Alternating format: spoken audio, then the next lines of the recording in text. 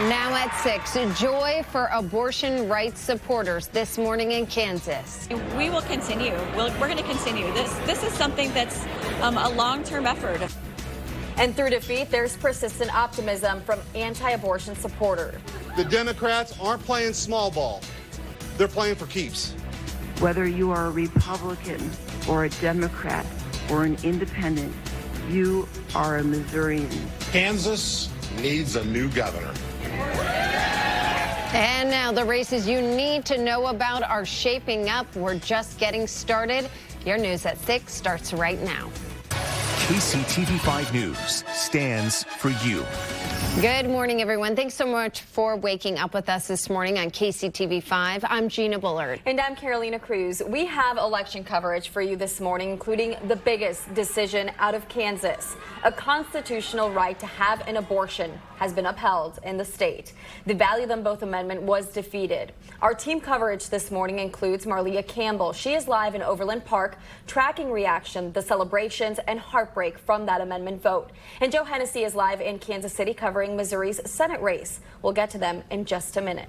It is a Storm Track 5 weather alert day. Meteorologist Greg Bennett is tracking our forecast, and those storms are already making their way into the metro. Yeah, actually making it a little bit ahead of schedule here. We've just been so charged with our atmosphere of moisture and warm air that we actually had enough energy to produce some shower and storms. So far, when it comes down to the actual metro itself, around the loop, we're still looking good here. It is still warm, it is still humid, and I definitely recommend grabbing that umbrella before you start heading out the door to maybe head off to work or run some errands. Line of shower and thunderstorms. There it is. This is ahead of the main storm system, still well off to the north and west. Let's get a little bit closer in to show you what we're dealing with right now along I-70 and Route 24, closer to around Lawrence, and it looks like now Tonganoxie getting into a little bit of that light to moderate shower threat. Further north, we've got St. Joe along Interstate 29 up towards Cosby, getting an opportunity for some stronger storm activity here, some heavier downpours, and even further north, closer to around Maryville, we've got a few isolated to scattered storms developing and tracking more towards the north and east. You can see the major line that's going now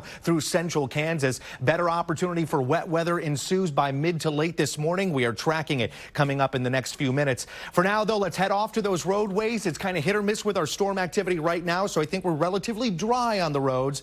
How are we doing traffic-wise, though, Bill? Yeah, that's what we're kind of trying to put into picture here, Greg. This is I-70 Bonner Springs out below. Looking off to the west, you can definitely see the cloud cover there as that approaching system moves in from parts of Lawrence and Tonganoxie. So again, like Greg showed with live power Doppler along parts of 24 Highway, maybe onto the Turnpike. If that's your drive this morning, you might see a little bit of rain, maybe some flashes of lightning if you're headed out to the west. But so far within the 435 loop and just to the west, we'll even call it K7 on into the west. The roads and pavement there are dry. We're not seeing any big crashes to pass along. A couple stalls you see here, one on the north side of the 435 loop, not too far from KCI. That one's near 635 and K5. But again, pavement dry within the 435 loop. And if you're headed up to the airport this morning, both I-29 and 435 are running on time. 169 and the Broadway extension across the Buck O'Neill Bridge looks good, as does I-35 across the Bond Bridge as you head towards the downtown loop. I'm monitoring one slow stretch of pavement. It's on that 169 run if you're headed for the Buck O'Neill Bridge, but right now it's minimal delays. We're calling it about a 30-second, maybe a minute extra delay as you head for the downtown loop. Gina. Thanks, Bill. Once again, Kansas resoundingly rejecting an amendment erasing the right to abortion from its constitution. This race was never really close. Vote No held a big lead all night long. And this marked the first vote on abortion nationwide since the Supreme Court's reversal of Roe v. Wade. KCTV 5's Marlia Campbell is live outside of Planned Parenthood.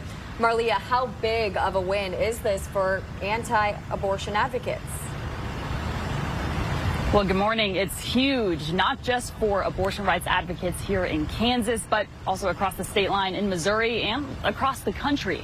Kansans sent a clear message with 63% of voters in favor of keeping access to abortion a fundamental right in the state constitution.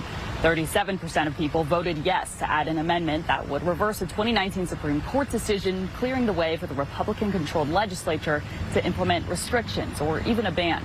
This comes as neighboring states, Missouri and Oklahoma, have already announced bans on abortion, and discussions are underway in Nebraska and Iowa. A It did not take much for Kansans to look across the state line to Missouri or Oklahoma and see where conversations are happening about emergency contraception, medical emergencies, what's legal, what's not. Kansas had this opportunity to say, not here, it's too far, we should trust providers and patients, and they did that. Now, early polling numbers actually showed this decision would be way closer than it ended up being. We'll have a deeper look into those numbers coming up in our next half hour.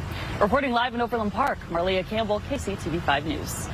Thanks so much, Marlia. And on the other side of the issue, the Value Them Both coalition released a statement responding to the failed anti-abortion amendment. They said, quote, sadly, the mainstream media propelled the left's false narrative, contributing to the confusion that misled Kansans about the amendment.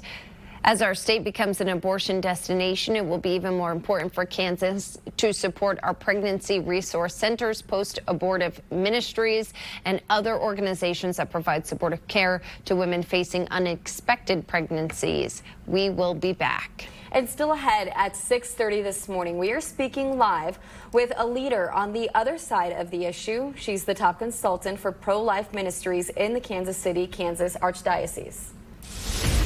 And breaking this morning, President Joe Biden will sign another executive order this morning to try and safeguard abortion access. He is planning to issue that this morning. Again, it will make it easier for women seeking abortions to travel between states to get the procedure. It would allow states that have not outlawed abortion to apply for Medicaid waivers that would help them treat women who have traveled from out of state. Turning